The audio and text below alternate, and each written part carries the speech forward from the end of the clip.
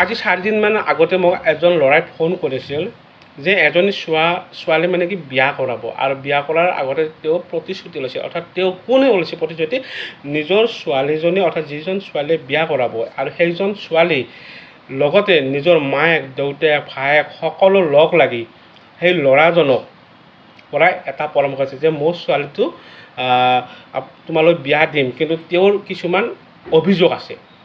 অভিযোগ বুলি কোৱাতে বহুত ডাঙৰ ডাঙৰ কৰ্তব্যৰ অভিযোগ আছে। এই ছোৱালীজনী বিভিন্ন ধৰণৰ কৰ্তব্য, অৰ্থাৎ যিখিনি বস্তু মতা মানুহ অৰ্থাৎ ল'ৰাজনে কৰিব নোৱাৰে সেইখিনি বস্তু তেওঁক কৰিব লাগিছে। অৰ্থাৎ কি কৰিব আছে যে তেওঁৰ যিমান কাপোৰ আছে তেওঁ ধুই দিব লাগিব, আনকি তেওঁ যিমান কাপোৰ পিন্ধে তেওঁ শৰীৰটোত গোটেই কাপোৰ ধুই ৰ'দত দিব লাগিব।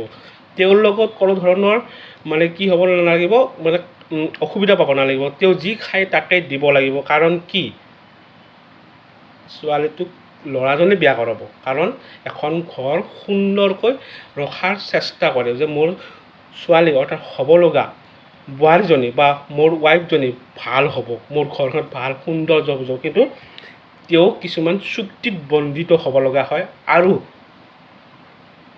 এই ছোৱালীজনী যিখিনি পূৰণ কৰিব লগা, কাৰণ সেইখিনি তেওঁ পূৰণ কৰিব লাগে, ছোৱালীজনী কৰিব, কিন্তু সেইখিনিত ল'ৰাজনে পূৰণ কৰে। কাৰণ তেওঁৰ শৰীৰত আণ্ডাৰ পেনৰ পৰা আপ টু মেখেলাৰ পৰা চাদৰ পৰা যি আছে বস্ত্ৰ চব ধুব লগা প্ৰতিশ্ৰুতি লয়।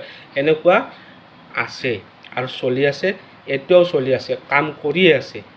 গতিকে শুনি লওক, এইবোৰ ল'ৰাবোৰে নকৰিব, কাৰণ ছোৱালীৰ অভাৱ নাই, যথেষ্ট ছোৱালী আছে, এইবোৰ নাচাবই, এইবোৰ নকৰিবেই। পাৰিলে সেই ছোৱালীটো এভইড কৰক, আপোনালোকে নিশ্চয় ভাল হ'ব। কোনো কাপোৰ ধুব নালাগে ছোৱালীজনী, নিজৰ কাপোৰ নিজে ধুই লোৱা। Okay, thank U.